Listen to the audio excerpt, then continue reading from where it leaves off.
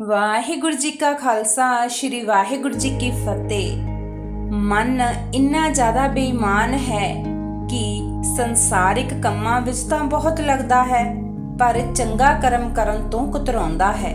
ਜੇ ਕਿਸੇ ਦੀ ਬੁਰਾਈ ਕਰਨੀ ਹੋਵੇ, ਟੀਵੀ ਦੇਖਣਾ ਹੋਵੇ ਤਾਂ ਇੱਕਦਮ ਇਕਾਗਰ ਹੋ ਜਾਂਦਾ ਹੈ, ਪਰ ਜਦੋਂ ਬਾਣੀ ਪੜ੍ਹਨੀ ਹੋਵੇ ਤਾਂ ਬਹਾਨੇ ਲੱਭਦਾ ਹੈ, ਕਤਰਾਉਂਦਾ ਹੈ ਕਿ ਮੈਨੂੰ ਬਾਣੀ ਨਾ ਪੜ੍ਹਨੀ ਪਵੇ। ਇਸੇ ਤਰ੍ਹਾਂ ਦਾ ਹੀ ਇੱਕ ਵਾਕਿਆ ਬਾਬਾ ਜੀ ਬਾਬਾ ਰਾਮਪੁਰ ਖੇੜੇ ਵਾਲਿਆਂ ਦੀ ਜ਼ਿੰਦਗੀ ਵਿੱਚ ਹੋਇਆ। ਆਓ ਉਸ ਨੂੰ ਸਰਵਣ ਕਰੀਏ, ਸੁਣੀਏ ਤੇ ਆਪਣੀ ਜ਼ਿੰਦਗੀ ਵਿੱਚ ਉਸ ਨੂੰ ਢਾਲਣ ਦੀ ਕੋਸ਼ਿਸ਼ ਕਰੀਏ। ਹੈਡਮਾਸਟਰ ਪੂਰਨ ਸਿੰਘ ਜੀ, ਜੋ ਕਿ ਗੁਰਮਤਿ ਦੀ ਕਮਾਈ ਤੇ ਬੰਦਗੀ ਵਾਲੇ ਗੁਰਸਿੱਖ ਸਨ, ਆਪ ਜੀ BA BT ਕਰਕੇ ਖਾਲਸਾ ਹਾਈ ਸਕੂਲ ਗੜਦੀਵਾਲਾ ਵਿੱਚ ਹਿਸਾਬ ਪੜ੍ਹਾਉਣ ਦੇ ਮਾਸਟਰ ਲੱਗ ਗਏ। ਗੁਰਮਤਿ ਦੀ ਲਗਨ ਛੋਟੀ ਅਵਸਥਾ ਤੋਂ ਹੀ ਸੀ। ਪੂਰਬਲੇ ਉੱਤਮ ਸੰਸਕਾਰਾਂ ਨੂੰ ਛੇਤੀ ਉਜਾਗਰ ਕਰਨ ਲਈ ਉਹਨਾਂ ਨੇ ਬਾਬਾ ਜੀ ਦੀ ਸੰਗਤ ਕਰਨੀ ਆਰੰਭ ਕਰ ਦਿੱਤੀ। ਬਾਬਾ ਜੀ ਨੇ ਪ੍ਰੇਰਨਾ ਦਿੱਤੀ ਕਿ ਮਾਸਟਰ ਜੀ, ਜਿੱਥੇ ਤੁਸੀਂ ਦੁਨਿਆਵੀ ਉਚੇਰੀ ਵਿੱਦਿਆ ਪ੍ਰਾਪਤ ਕੀਤੀ ਹੈ, ਜੇ ਤੁਸੀਂ ਥੋੜਾ ਹੋਰ ਯਤਨ ਕਰੋ ਤਾਂ ਸਤਿਗੁਰ ਨੇ ਜੋ ਬ੍ਰਹਮ ਵਿੱਦਿਆ ਦਾ ਖਜ਼ਾਨਾ ਸਾਨੂੰ ਬਖਸ਼ਿਸ਼ ਕੀਤਾ ਹੈ, ਉਸ ਖਜ਼ਾਨੇ ਵਿੱਚੋਂ ਵੀ ਤੁਸੀਂ ਕੁਝ ਲਾਹਾ ਪ੍ਰਾਪਤ ਕਰੋ। ਕਿਉਂਕਿ ਇੱਕ ਤਾਂ ਆਪ ਦੇ ਆਤਮਿਕ ਸੰਸਕਾਰ ਬੜੇ ਉੱਤਮ ਹਨ, ਦੂਜੇ ਤੁਸੀਂ ਬੱਚਿਆਂ ਨੂੰ ਪੜ੍ਹਾਉਂਦੇ ਹੋ। ਜਦੋਂ ਤੁਸੀਂ ਇਸ ਬ੍ਰਹਮ ਵਿੱਦਿਆ ਦੇ ਖਜ਼ਾਨੇ ਵਿੱਚੋਂ ਕੀਮਤੀ ਰਤਨ ਲਾਲ ਪ੍ਰਾਪਤ ਕਰ ਲਏ ਤਾਂ ਤੁਸੀਂ ਹੋਰ ਕਈ ਵਿਦਿਆਰਥੀਆਂ ਨੂੰ ਜੋ ਤੁਹਾਡੇ ਪਾਸ ਦੁਨਿਆਵੀ ਵਿੱਦਿਆ ਪ੍ਰਾਪਤ ਕਰਨ ਆਉਂਦੇ ਹਨ, ਉਹਨਾਂ ਨੂੰ ਆਤਮਿਕ ਧਨ ਪ੍ਰਾਪਤ ਕਰਨ ਦੀ ਚੇਟਕ ਲਗਾ ਸਕਦੇ ਹੋ। ਹੈਡਮਾਸਟਰ ਪੂਰਨ ਸਿੰਘ ਜੀ ਨੇ ਬਾਬਾ ਜੀ ਨੂੰ ਪੁੱਛਿਆ, ਬਾਬਾ ਜੀ, ਆਪ ਜੀ ਦਾ ਇਸ਼ਾਰਾ ਕਰਨ ਦਾ ਕੀ ਅਰਥ ਹੈ? ਕਿਰਪਾ ਕਰਕੇ ਸਪਸ਼ਟ ਸ਼ਬਦਾਂ ਵਿੱਚ ਦੱਸਣਾ ਕਰੋ। ਬਾਬਾ ਜੀ ਨੇ ਉੱਤਰ ਦਿੱਤਾ ਕਿ ਮਾਸਟਰ ਜੀ, ਤੁਸੀਂ ਸ੍ਰੀ ਗੁਰੂ ਗ੍ਰੰਥ ਸਾਹਿਬ ਜੀ ਦੀ ਸੰਥਿਆ ਲੈਣੀ ਆਰੰਭ ਕਰ ਦੇਵੋ। ਜਿਉਂ-ਜਿਉਂ ਪ੍ਰੇਮ ਨਾਲ ਬਾਣੀ ਦੀ ਡੂੰਘਾਈ ਵਿੱਚ ਜਾਵੋਗੇ, ਗੁਰਬਾਣੀ ਨੂੰ ਵਿਚਾਰੋਗੇ, ਫਿਰ ਤੁਹਾਨੂੰ ਪਤਾ ਲੱਗੇਗਾ ਕਿ ਸੱਚਮੁੱਚ ਹੀ ਸੰਸਾਰਕ ਧਨ ਨਾਲੋਂ ਇਹ ਕਿੰਨਾ ਵੱਡਾ ਕੀਮਤੀ ਖਜ਼ਾਨਾ ਹੈ ਜੋ ਸਾਡੇ ਪਾਸ ਅਵੇਸਲਾ ਅਣਗੌਲਿਆਂ ਪਿਆ ਹੈ। ਸਕੂਲੋਂ ਛੁੱਟੀ ਕਰਕੇ ਤੁਸੀਂ ਸਿੱਧੇ ਇੱਥੇ ਸਾਡੇ ਪਾਸ ਆ ਜਾਇਆ ਕਰੋ ਤੇ ਇੱਥੇ ਹੀ ਆ ਕੇ ਜਲ ਪਾਣੀ ਛਕ ਕੇ ਸ੍ਰੀ ਗੁਰੂ ਗ੍ਰੰਥ ਸਾਹਿਬ ਜੀ ਦੀ ਸੰਥਿਆ ਲੈ ਕੇ ਫਿਰ ਕਰ ਜਾਇਆ ਕਰੋ। ਕਿਉਂਕਿ ਕਾਕਾ ਨਿਰਮਲ ਸਿੰਘ ਜੀ ਪੁੱਤਰ ਗੁਰਬਖਸ਼ ਸਿੰਘ ਜੀ ਪਿੰਡ ਭਾਨੇ ਤੋਂ ਕਾਕਾ ਸੇਵਾ ਸਿੰਘ, ਜੋ ਤੁਹਾਡਾ ਹੀ ਭਤੀਜਾ ਲੱਗਦਾ ਹੈ, ਉਹਨਾਂ ਨੇ ਪੰਜ ਗ੍ਰੰਥੀ ਦੀ ਸੰਥਿਆ ਲੈਣ ਲਈ 1-2 ਦਿਨ ਤੱਕ ਉਹਨਾਂ ਨੇ ਸ੍ਰੀ ਗੁਰੂ ਗ੍ਰੰਥ ਸਾਹਿਬ ਜੀ ਦੀ ਸੰਥਿਆ ਸ਼ੁਰੂ ਕਰਨੀ ਹੈ। ਸਾਡੇ ਪਾਸ ਪੋਥੀਆਂ ਹਨ, ਤੁਸੀਂ ਤਿੰਨੇ ਹੀ ਇਕੱਠਿਆਂ ਸੰਥਿਆ ਸ਼ੁਰੂ ਕਰ ਦੇਵੋ। ਮਾਸਟਰ ਪੂਰਨ ਸਿੰਘ ਜੀ ਨੇ ਬਿਨਾਂ ਕਿਸੇ ਦੇਰੀ ਤੋਂ ਬਾਬਾ ਜੀ ਨੂੰ ਹਾਂ ਕਰ ਦਿੱਤੀ ਤੇ ਸੰਥਿਆ ਸ਼ੁਰੂ ਕਰਨ ਦਾ ਦਿਨ ਨਿਯਤ ਕਰ ਲਿਆ। ਸੰਥਿਆ ਸ਼ੁਰੂ ਹੋ ਗਈ। ਸੰਥਿਆ ਕਰਨ ਸਮੇਂ ਅਸੀਂ 3 ਜਣੇ ਇੱਕ ਪੰਨਾ ਬਾਰੀ ਪੜ੍ਹਦੇ। ਬਾਬਾ ਜੀ ਨੇੜੇ ਬੈਠੇ ਪਾਠ ਸੁਣਦੇ ਰਹਿੰਦੇ। ਜਿੱਥੇ ਕੋਈ ਗਲਤੀ ਹੋ ਜਾਂਦੀ, ਆਪ ਜੀ ਉਸ ਦੀ ਸੁਧਾਈ ਕਰਵਾ ਦਿੰਦੇ ਅਤੇ ਨਾਲ ਜੋ ਔਖੇ ਸ਼ਬਦ ਬਾਣੀ ਵਿੱਚ ਆਉਂਦੇ, ਉਹਨਾਂ ਦੇ ਅਰਥ ਵੀ ਕਾਪੀਆਂ ਤੇ ਲਿਖਾਈ ਜਾਂਦੇ। ਜਿੱਥੇ ਕੋਈ ਸੰਬੰਧਿਤ ਸਾਖੀ ਹੁੰਦੀ, ਉਸ ਨੂੰ ਵੀ ਬੜੇ ਪਿਆਰ ਨਾਲ ਸੁਣਾਉਂਦੇ। ਹੁਣ ਹਰ ਰੋਜ਼ ਦਾ ਨਿਯਮ ਬਣ ਗਿਆ। ਮਾਸਟਰ ਪੂਰਨ ਸਿੰਘ ਜੀ ਨੇ ਸਕੂਲੋਂ ਪੜ੍ਹਾ ਕੇ ਤੇ ਅਸੀਂ ਦੋਵਾਂ ਨੇ ਸਕੂਲੋਂ ਪੜ੍ਹ ਕੇ ਸਿੱਧੇ ਬੱਸ ਤੇ ਲੈ ਕੇ ਬਾਬਾ ਜੀ ਪਾਸ ਆ ਜਾਣਾ। ਆਪ ਜੀ ਨੇ ਮੌਸਮ ਅਨੁਸਾਰ ਜਲ ਪਾਣੀ ਛਕਾ ਕੇ ਘੰਟਾ 1.5 ਘੰਟਾ ਸਾਨੂੰ ਸੰਥਿਆ ਦੇਣੀ। ਸਮਾਂ ਬੀਤਦਾ ਗਿਆ। ਸ੍ਰੀ ਗੁਰੂ ਗ੍ਰੰਥ ਸਾਹਿਬ ਜੀ ਦੇ ਅੱਧੇ ਸਰੂਪ ਦੀ ਸੰਥਿਆ ਨਿਰਵਿਘਨ ਸੰਪੂਰਨ ਹੋ ਗਈ। ਇੱਕ ਦਿਨ ਮਾਸਟਰ ਪੂਰਨ ਸਿੰਘ ਜੀ ਨੂੰ ਬਹੁਤ ਬੁਖਾਰ ਨੇ ਆ ਘੇਰਿਆ। ਬੁਖਾਰ ਭਾਵੇਂ 102 ਦੇ ਕਰੀਬ ਸੀ। ਸਕੂਲ ਡਿਊਟੀ ਜਾਂਦੇ ਰਸਤੇ ਵਿੱਚ 2-3 ਵਾਰ ਬੈਠ ਕੇ ਆਪ ਜੀ ਗੜਦੀਵਾਲਾ ਸਕੂਲ ਪੁੱਜੇ। ਸਾਰਾ ਦਿਨ ਉੱਥੇ ਬੱਚਿਆਂ ਨੂੰ ਪੜ੍ਹਾਇਆ। ਸ਼ਾਮ ਨੂੰ ਜਦੋਂ ਆਪ ਜੀ ਬਾਬਾ ਜੀ ਪਾਸ ਪਹੁੰਚੇ ਤਾਂ ਆ ਕੇ ਲੰਮੇ ਪੈ ਗਏ।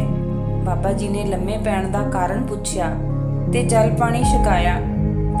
ਮਾਸਟਰ ਜੀ ਹੋਰਾਂ ਨੇ ਆਪਣੇ ਬੁਖਾਰ ਬਾਰੇ ਦੱਸਿਆ ਤੇ ਬਾਬਾ ਜੀ ਨੂੰ ਕਿਹਾ, ਮੈਂ ਅੱਜ ਬਿਮਾਰ ਹਾਂ, ਸੰਥਿਆ ਕੱਲ ਲੈ ਲਵਾਂਗਾ। ਆਪ ਨੇ ਕਿਹਾ ਕਿ ਜਿਵੇਂ ਸਰੀਰ ਇਜਾਜ਼ਤ ਦਿੰਦਾ ਹੈ ਕਰ ਲਵੋ, ਪਰ ਜੇਕਰ ਸਰੀਰ ਮੰਨੇ ਤਾਂ ਬੇਸ਼ੱਕ ਅੱਧਾ ਘੰਟਾ ਹੀ ਸੰਥਿਆ ਕਰ ਲਵੋ, ਨਾਗਾ ਨਾ ਪਵੇ। ਆਪ ਨੇ ਇਹ ਨਾ ਵਿੱਚ ਹੀ ਉੱਤਰ ਦਿੱਤਾ। ਬਾਬਾ ਜੀ ਨੇ ਪੁੱਛਿਆ, ਮਾਸਟਰ ਜੀ ਬੁਖਾਰ ਕਦੋਂ ਦਾ ਹੋਇਆ ਹੈ? ਕਿਉਂਕਿ ਬਾਬਾ ਜੀ ਤਾਂ ਆਪ ਜਾਣੀ ਜਾਣ ਸੀ, ਉਹ ਸਭ ਕੁਝ ਜਾਣਦੇ ਸੀ। ਆਪ ਨੇ ਦੱਸਿਆ ਕਿ ਰਾਤ ਦਾ ਬੁਖਾਰ ਚੜਿਆ ਹੋਇਆ ਹੈ। ਬਾਬਾ ਜੀ ਨੇ ਦੂਸਰਾ ਸਵਾਲ ਕੀਤਾ ਕਿ ਸਕੂਲ ਕਿਸ ਤਰ੍ਹਾਂ ਗਏ ਸੀ? ਮਾਸਟਰ ਜੀ ਨੇ ਉੱਤਰ ਦਿੱਤਾ, 3-4 ਵਾਰੀ ਰਸਤੇ ਵਿੱਚ ਬੈਠ ਕੇ ਮਸਾਂ ਪੁੱਜੇ। ਤੀਸਰਾ ਸਵਾਲ ਬਾਬਾ ਜੀ ਨੇ ਕੀਤਾ, ਮਾਸਟਰ ਜੀ ਕੀ ਉੱਥੇ ਬੱਚਿਆਂ ਨੂੰ ਵੀ ਪੜ੍ਹਾਇਆ ਸੀ? ਆਪ ਜੀ ਨੇ ਉੱਤਰ ਦਿੱਤਾ ਕਿ ਸਾਰੇ ਪੀਰੀਅਡ ਲਗਾਏ ਹਨ ਤੇ ਹੁਣ ਆਉਣ ਲੱਗੇ ਦਵਾਈ ਲਈ ਹੈ ਤੇ ਹੁਣ ਬੁਖਾਰ ਨੂੰ ਹੁਣ ਕੁਝ ਫਰਕ ਪੈ ਰਿਹਾ ਹੈ। ਬਾਬਾ ਜੀ ਨੇ ਕਿਹਾ, ਮਾਸਟਰ ਜੀ ਦੇਖੋ, ਦੁਨਿਆਵੀ ਡਿਊਟੀ ਤਾਂ ਤੁਸੀਂ ਬੁਖਾਰ ਚੜਿਆ ਸਾਰਾ ਦਿਨ ਨਿਭਾਈ ਹੈ, ਕਿਉਂਕਿ ਉਹ ਮਜਬੂਰੀ ਸੀ। ਸਾਹਮਣੇ ਦਿਸਦਾ ਸੀ ਕਿ ਜੇ ਸਕੂਲੋਂ ਗੈਰ ਹਾਜ਼ਰ ਹੋਏ ਤਾਂ ਅਜੇ ਨਵੇਂ ਨਿਯੁਕਤ ਹੋਏ ਹਾਂ, ਕਿਤੇ ਨੌਕਰੀ ਵਿੱਚੋਂ ਫਰਕ ਨਾ ਪੈ ਜਾਵੇ। ਸਵੇਰ ਤੋਂ ਸ਼ਾਮ ਤੱਕ ਬੁਖਾਰ ਨੇ ਕੁਝ ਨਹੀਂ ਕਿਹਾ। ਹੁਣ ਕੇਵਲ ਅੱਧਾ ਘੰਟਾ ਜੋ ਸਾਡਾ ਅਸਲੀ ਕੰਮ ਹੈ ਉਸ ਨੂੰ ਕਰਨ ਲਈ ਮਨ ਢੇਰੀ ਢਾਈ ਜਾਂਦਾ ਹੈ। ਮਾਸਟਰ ਜੀ ਜਰਾ ਅੰਦਰ ਧਿਆਨ ਮਾਰ ਕੇ ਸੋਚੋ ਕਿ ਮਨ ਠੀਕ ਕਰ ਰਿਹਾ ਹੈ। ਹੁਣ ਤਾਂ ਤੁਹਾਡੇ ਕਹਿਣ ਅਨੁਸਾਰ ਬੁਖਾਰ ਵੀ ਠੀਕ ਹੈ। ਥੋੜਾ ਚੁੱਪ ਰਹਿ ਕੇ ਮਾਸਟਰ ਪੂਰਨ ਸਿੰਘ ਨੇ ਉੱਤਰ ਦਿੱਤਾ ਕਿ ਬਾਬਾ ਜੀ ਵਾਕਿਆ ਹੀ ਆਪ ਜੀ ਨੇ ਸੱਚ ਕਿਹਾ ਹੈ। ਮੈਂ ਸਵੇਰ ਜਿਸ ਹਾਲਤ ਵਿੱਚ ਘਰੋਂ ਪੜਾਉਣ ਤੁਰਿਆ ਸਾਂ ਤੇ ਸਾਰਾ ਦਿਨ ਸਕੂਲ ਦੀ ਡਿਊਟੀ ਨਿਭਾਈ ਹੈ, ਉਸ ਨਾਲੋਂ ਤਾਂ ਹੁਣ ਬੁਖਾਰ ਦੀ ਤਕਲੀਫ ਨਾ ਮਾਤਰ ਹੈ ਤੇ ਕੇਵਲ ਬੁਖਾਰ ਦੀ ਭੰਨ ਤੋੜ ਹੀ ਹੈ। ਤੇ ਹੁਣ ਅੱਧਾ ਘੰਟਾ ਵੀ ਗੁਰੂ ਮਹਾਰਾਜ ਜੀ ਦੀ ਬਾਣੀ ਦੀ ਸੰਥਿਆ ਲੈਣ ਨੂੰ ਮਨ ਆਲਸ ਕਰਦਾ ਹੈ। ਇੰਨਾ ਕਹਿ ਕੇ ਆਪ ਉੱਠ ਖਲੋਤੇ ਤੇ ਕਹਿਣ ਲੱਗੇ ਕਿ ਇਹ ਮਨ ਬੜਾ ਹਰਾਮੀ ਹੈ, ਚੰਗੇ ਕਰਮ ਕਰਨ ਨੂੰ ਭੱਜਦਾ ਹੈ। ਆਪ ਜੀ ਨੇ 5 ਇਸ਼ਨਾਨਾਂ ਕਰਕੇ ਪਹਿਲਾਂ ਜਿੰਨਾ ਸਮਾਂ ਹੀ ਪੂਰੀ ਸੰਥਿਆ ਕੀਤੀ। ਭਾਵੇਂ ਬਾਬਾ ਜੀ ਨੇ 2-3 ਵਾਰ ਕਿਹਾ ਕਿ ਸਰੀਰ ਕੋਈ ਔਖਾ ਮੰਨਦਾ ਹੈ ਤਾਂ ਸੰਥਿਆ ਥੋੜੀ ਕਰ ਲਵੋ, ਪਰ ਆਪ ਜੀ ਨੇ ਕਿਹਾ ਕਿ ਇਹ ਮਨ ਵਾਕਿਆ ਹੀ ਦੁਨਿਆਵੀ ਕੰਮ ਨਾਲ ਔਖਿਆਂ ਹੋ ਕੇ ਵੀ ਕਰ ਲੈਂਦਾ ਹੈ, ਪਰ ਜੇ ਇਸ ਦਾ ਅਸਲੀ ਕੰਮ ਹੈ ਉਸ ਨੂੰ ਕਰਨ ਵੇਲੇ ਕਿਤੇ ਬੜਾ ਜਿਹਾ ਵੀ ਸਰੀਰ ਦੁਖਦਾ ਹੋਵੇ ਤਾਂ ਬਹਾਨੇ ਭਾਲ ਕੇ ਉਸ ਅਸਲੀ ਕੰਮ ਨੂੰ ਅੱਗੇ ਪਾ ਦਿੰਦਾ ਹੈ। ਬਾਬਾ ਜੀ ਨੇ ਸੰਥਿਆ ਪੂਰੀ ਹੋਣ ਬਾਅਦ ਗੁਰਬਾਣੀ ਦੁਆਰਾ ਸਮਝਾਇਆ ਕਿ ਸਰੀਰ ਪਾਸੋਂ ਬਿੱਤ ਅਨੁਸਾਰ ਕੰਮ ਲੈਣਾ ਚਾਹੀਦਾ ਹੈ, ਹੱਠ ਵੀ ਨਹੀਂ ਕਰਨਾ ਚਾਹੀਦਾ। ਪਰ ਜੇ ਇਹ ਮਨ ਸਰੀਰ ਪਾਸੋਂ ਦੁਨਿਆਵੀ ਕੰਮ ਤੇ ਕਰਵਾ ਲਵੇ ਤੇ ਉਸ ਦੁਨਿਆਵੀ ਕੰਮ ਨਾਲੋਂ ਸੌਖਾ ਕੰਮ ਜੋ ਪਰਮਾਰਥ ਦਾ ਕਰਨਾ ਹੈ ਉਸ ਲਈ ਆੜੇ ਤਾਂ ਬਾਬਾ ਜੀ ਕਹਿੰਦੇ ਉਸ ਨੂੰ ਥੋੜੀ ਘੁੱਟ ਕੇ ਰੱਖੀਦਾ ਹੈ ਤੇ ਮਨ ਨੂੰ ਚੁਸਤੀ ਵਰਤਣੀ ਚਾਹੀਦੀ ਹੈ ਅਤੇ ਜੁਗਤੀ ਵਰਤਣੀ ਚਾਹੀਦੀ ਹੈ ਕਿ ਮਨ ਬੜਾ ਹਰਾਮੀ ਹੈ। ਸਤਿਗੁਰਾਂ ਨੇ ਇਸ ਨੂੰ ਅਨੇਕ ਪ੍ਰਕਾਰ ਸਮਝਾਉਣਾ ਵੀ ਕੀਤਾ ਹੈ। ਸੋ ਦੇਖੋ ਮਾਸਟਰ ਜੀ, ਤੁਸੀਂ ਮਨ ਨੂੰ ਥੋੜੀ ਜਿਹੀ ਢਿੱਲ ਦੇ ਦਿੱਤੀ ਤਾਂ ਅੱਜ ਦੀ 1 ਘੰਟੇ ਦੀ ਸੰਥਿਆ ਪਿੱਛੇ ਪੈ ਜਾਣੀ ਸੀ ਤੇ 1 ਘੰਟਾ ਜੋ ਗੁਰੂ ਪਾਤਸ਼ਾਹ ਜੀ ਦੀ ਸੰਗਤ ਹੋਈ ਹੈ ਇਹ ਗੁਰੂ ਸੰਗਤ ਤੋਂ ਵੀ ਵਾਂਝੇ ਰਹਿ ਜਾਣਾ ਸੀ। ਸੋ ਮਨ ਕਈ ਵਾਰੀ ਆਪਣੇ ਅਸਲੀ ਕੰਮ ਕਰਨ ਤੋਂ ਕਤਰਾਉਂਦਾ ਹੈ। ਜੇ ਜਰਾ ਤਕੜੇ ਹੋ ਕੇ ਇਸ ਉੱਤੇ ਪਹਿਰਾ ਦਈਏ ਤਾਂ ਇਹ ਟਿਕਾਣੇ ਆ ਜਾਂਦਾ ਹੈ।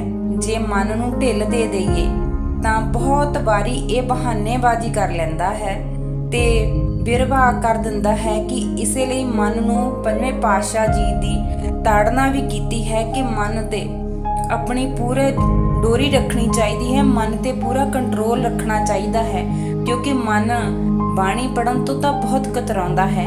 ਜੇ ਅਸੀਂ ਹੋਰ ਥੋੜੀ ਜਿਹੀ ਢਿੱਲ ਦੇ ਦਿੱਤੀ ਤਾਂ ਇਸਨੇ ਹੋਰ ਜ਼ਿਆਦਾ ਬਾਣੀ ਪੜ੍ਹਨ ਤੋਂ ਪਿੱਛੇ ਹਟਣਾ ਹੈ। ਸਾਨੂੰ ਅੱਜ ਦੀ ਇਸ ਸਾਖੀ ਤੋਂ ਇਹ ਸਿੱਖਿਆ ਮਿਲੀ ਹੈ ਕਿ ਸਾਨੂੰ ਬਾਣੀ ਪੜ੍ਹਨ ਲੱਗਿਆਂ ਕੋਈ ਵੀ ਅਣਗੌਲੀ ਨਹੀਂ ਕਰਨੀ ਚਾਹੀਦੀ। ਮਨ ਨੂੰ ਤਕੜਾ ਕਰਕੇ ਬਾਣੀ ਪੜ੍ਹਨੀ ਚਾਹੀਦੀ ਹੈ। ਵਾਹਿਗੁਰੂ ਜੀ ਕਾ ਖਾਲਸਾ, ਵਾਹਿਗੁਰੂ ਜੀ ਕੀ ਫਤਿਹ।